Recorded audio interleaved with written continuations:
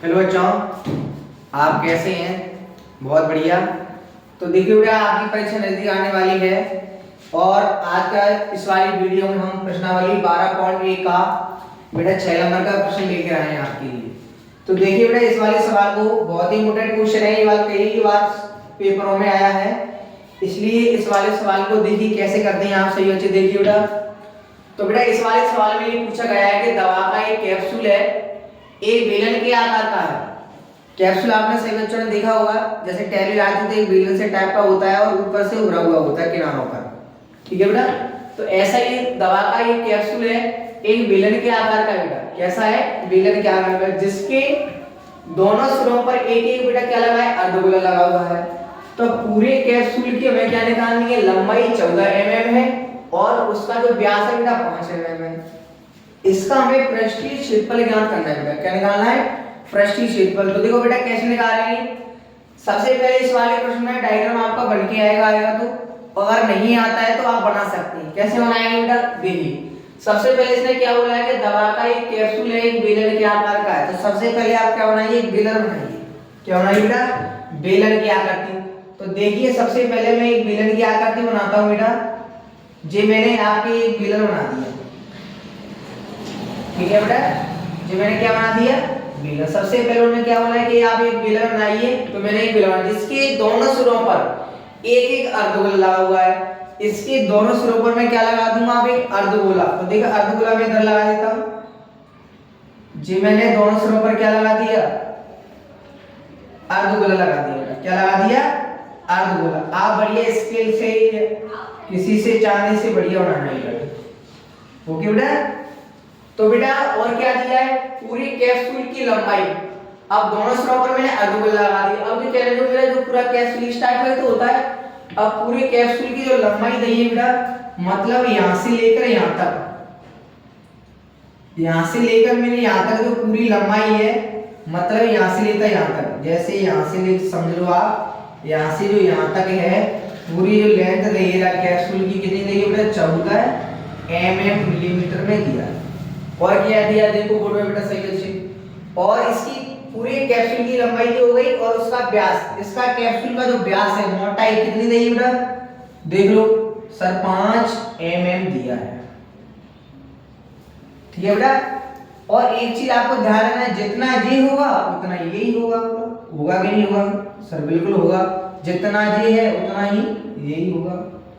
तो कहने का मतलब ये अर्धगोले का व्यास भी कितना होगा? बिल्कुल इतना ही होगा। जे भी अर्धगोले का व्यास कितना होगा? इतना। अगर जे अपना यहाँ से यहाँ तक 5 है तो बेटा यहाँ से यहाँ तक कितना हो जाएगा? सर बिल्कुल बताएं, यहाँ से यहाँ तक जितनी जे है उतनी ही, यहाँ से यहाँ तक कितना हो जाएगा बेटा? अपना 5 का आधा कर दो तो कितना हो जाएगा? 5 का आधा कितना होता है? 2.5। कितना होता है बेटा? 2.5 ही तो होगा, क्योंकि जी देखो जब यहाँ से यहाँ तक पूरा व्यास है, व्यास है ना 5 का यहाँ से यहाँ तक करेंगे, जब 5 है आधा करेंगे तो कितना है बनेगा अपना? 2.5 बनेगा। क्या बनेगा बेटा? 2.5 मतलब 5 का आधा। व्यास की आधी क्या होती है? त्रिज्या होती है बेटा। अब देखिए, अब इसमें निकालना क्या है? इसका पृष्ठीय क्षेत्रफल ज्ञात करना है बेटा। जो आकृति जो बनी है, जो दवा का आपका जो कैप्सूल है, इसका क्या निकालना है? पृष्ठीय क्षेत्रफल। तो पृष्ठीय क्षेत्रफल निकालना है तो हमें पता होना चाहिए कि कौन कौन से बेटा फॉर्मूले लगाएंगे। तो लगाएंगे कौन सी था? बस आकृति को देखिए। आकृति मैंने क्या क्या बनाया था? मैंने बेलन बनाया था और 2 अर्धगोले बनाए थे। तो इसका मतलब बेलन का क्षेत्रफल लगेगा और अर्धगोले का क्षेत्रफल लगेगा। सबसे पहले हमारे फॉर्मूले होते क्या हैं वो भी हमें पता होना चाहिए। बेलन का बेटा हमारा क्षेत्रफल होता है 2πr। एक तो बेटा ज्यादा लगेगा और अर्धगोले का क्षेत्रफल लगेगा। तो बेटा अर्धगोले का क्षेत्रफल क्या होता है? अर्धगोले का सर हमारा क्षेत्रफल होता है 2πr स्क्वायर। बेटा 2 अर्धगोला है, इसलिए आप इसमें किससे गुणा करोगे? 2 का स्क्वायर गुणा करोगे। जब आप बेलन का क्षेत्रफल लगाओगे तो आपको जो वाला फॉर्मूला चाहिए, अर्धगोले का क्षेत्रफल लगाओगे तो बेटा आपको जो वाला फॉर्मूला चाहिए। लेकिन फॉर्मूला आप तभी अप्लाई कर पाओगे तो आपके पास h का मान होगा, r का मान होगा, तब आप बेलन का क्षेत्रफल लगा पाओगे। ऐसे ही अर्धगोले का क्षेत्रफल लगाओगे तो उसके लिए सर आपको r चाहिए। तो मैं क्या करता हूँ, पहले सभी मानों को ढूंढ लेता हूँ कि बेलन के क्षेत्रफल में क्या लगेगा और अर्धगोले के क्षेत्रफल में क्या लगेगा। तो देखिए बेटा, सबसे पहले हम लिखते हैं यहाँ पे जो सवाल में दिया हुआ है इसको पूरा नोट कर लेते हैं आप। क्या दिया? पूरे कैप्सूल की बेटा लंबाई दी है। क्या दी है बेटा? पूरे कैप्सूल पूरे कैप्सूल की क्या दी है बेटा, लंबाई। जो पूरी कैप्सूल की बेटा जो तुम्हारी लंबाई है वो कितनी है बेटा, जरा देखिए। 14 बेटा 14 mm है आपकी बेटा, कितनी है 14 mm।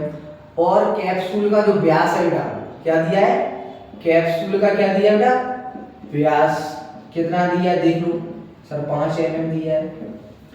तो r निकालेंगे, कैप्सूल की त्रिज्या निकालेंगे तो क्या करेंगे, 5/2 करते हैं। 2 का बेटा आधा, जब किसी संख्या में 2 का भाग देते तो उसका आधा हो जाता है, 5 का कितने बेटा 2.5।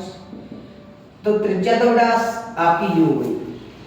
बेलने की त्रिज्या बराबर किसकी त्रिज्या है, अर्धगोले की त्रिज्या है। यहाँ पे लिखना चाहते तो आप लिख सकते हो बेलन की त्रिज्या बराबर किसकी है बेटा, अर्धगोले की त्रिज्या के बराबर, अर्धगोले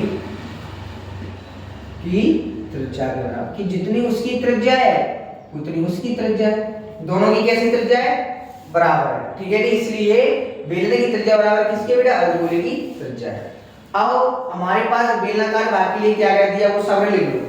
तो देखो बेलनाकार भाग के लिए क्या क्या दिया है, बेलनाकार भाग के लिए, बेलनाकार भाग के लिए क्या क्या दिया है, हमारे पास दी है त्रिज्या r बराबर कितना दिया है सर, हमारी बेलन की जो त्रिज्या कितनी है 2 पॉइंट बेटा कितना है 5। r तो हो गया। अब मुझे h चाहिए, बेलन की ऊंचाई कैसे निकालूंगा मैं, तो ऊंचाई निकालने के लेने में आपको एक चीज बता देता हूं कि मेरा यहां से पूरा कैप्सूल यहां से लेता है यहां तक, तो यहां से यहां तक लेंथ 14 है, तो लेकिन मुझे बेलन चाहिए, बेलन की ऊंचाई, तो बेलन मेरे कहां से कहां तक है, यहां से लेकर यहां तक। यहां से यहां तक की बेटा मुझे लेंथ निकालनी है, तो मैं क्या करूंगा 2.5 10 से घटाऊंगा, 2.5 10 मतलब पूरा 5 घटाना है मेरे को 14 में से। पूरे 14 में से मैं 2.5 इधर से 2.5 इधर से मतलब 5 घटेगा, मतलब जो ऊंचाई निकलेगी बेटा क्या निकलेगी, ऊंचाई, ऊंचाई बेटा जो निकलेगी कितना आएगा, ऊंचाई निकलेगी बेटा देखिए सही बच्चे।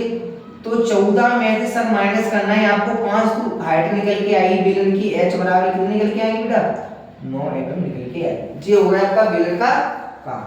अर्धगोले के लिए क्या दिया है, तो अर्धगोले के लिए तो कोई दिया ही है आपका, आप लिखना चाहते हो तो आप लिख सकते हो कि अर्धगोलाकार भाग के लिए। ठीक है बेटा, क्या दिया है r दी है उसके लिए तो 2.5 बस। ठीक है बेटा, त्रिज्या कितनी दी है r, जितनी बेलन की त्रिज्या है उतनी अर्धगोले की त्रिज्या है। अब देखो फॉर्मूले, अब हमें कुल क्षेत्रफल निकालना है, कुल पृष्ठीय क्षेत्रफल, तो मैं इधर फॉर्मूला लगा देता हूं देखिए आप। तो पूरे कैप्सूल का क्षेत्रफल, पृष्ठीय क्षेत्रफल निकालना है तो पूरे कैप्सूल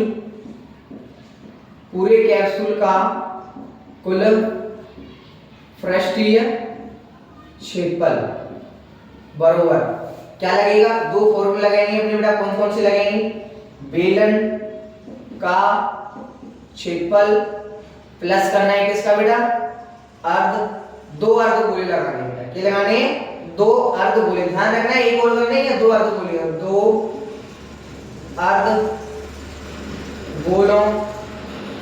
का क्षेत्रफल।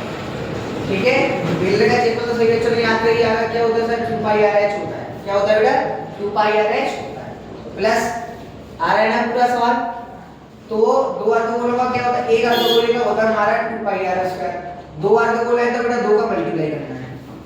ठीक है, सॉल्व करेंगे तो 2 पाई r का 2 पाई r रखोगा, 2 का इसमें गुणा करेंगे 2 दूनी कितना है बेटा 4 पाई r स्क्वायर आएगा।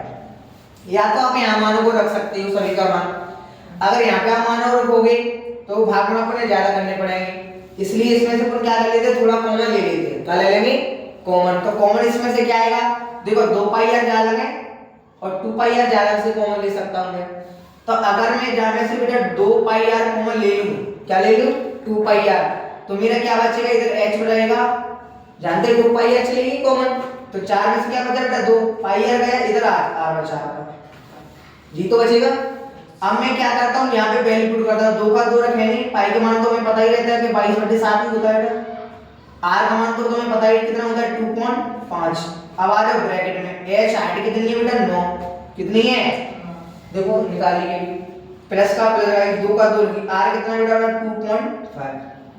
ठीक है बेटा, आप एक काम करिए पॉइंट को डालिए, यहाँ पे 10 बढ़ा लीजिए, ठीक है। 22 का 2 में करेंगे तो 22 दूनी कितना आएगा 44, बट्टे में कितना आएगा बेटा 7, 25 बट्टे 10 बचा है ना, 25 बट्टे क्या बचा है 10 ब्रैकेट में 25 दूनी कितना हो गया 25 दूनी हो गया अपना कितना बेटा 50, एक अनुपात पॉइंट लग जाएगा नहीं लग जाएगा। फिर इसके बाद में क्या करेंगे 5 से इसको काटो, बचा 25, 5 दूनी 10, मतलब 44 बट्टे 7, 5 बचा नीचे 2 बचा, ठीक है। और ब्रैकेट में कितना आ जाएगा 9 5 कितनी हो जाएगी 14 हो जाएगी। अब 2 से इसको आप काट दो, कितनी बार कटेगा 22 बार सर, तो क्या बचा 22 बचा सर, बट्टे में 7 बचा, मल्टीप्लाई में कितना बचा 5 बचा, और मल्टीप्लाई में कितना बचा बेटा 14 बचा। समझ में आया ना। मैंने यहाँ पे क्या दिया 5 से इसको काटा कदम 25, फिर 5 से 10 को काटा 2 बार काटा, क्या बचा 44 और 5 बचा बट्टे में 2 बचा। फिर मैंने क्या किया 2 से इसको काटा 22 बार, तो 22 बचा ये लिखा है, 7 का 7 रखा है, 5 से बेटा 5 रखा है, 14 का 14, कोष्ठक हटाएंगे तो गुणा का चिन्ह आएगा, तो जा से 7 से उल्टा काटते हैं, इसको काट दो 14 को 2 बार, कट गए ना। इसके बाद में जरा आप इधर देखिए, तो 22 बचा 5 बचा, 22 बचा मल्टीप्लाई में 5 बचा और 2 बचा, ठीक है। तो देखो 2 पंजे कितना होता है 10, 2 पंजे कितना हुआ 10 का अगर 22 में गुणा करेंगे तो बेटा कितना आएगा 220 आएगा सर, कितना आएगा 220 मिलीमीटर स्क्वायर। जे आपका बेटा क्या हो जाएगा आंसर हो जाएगा, ठीक है।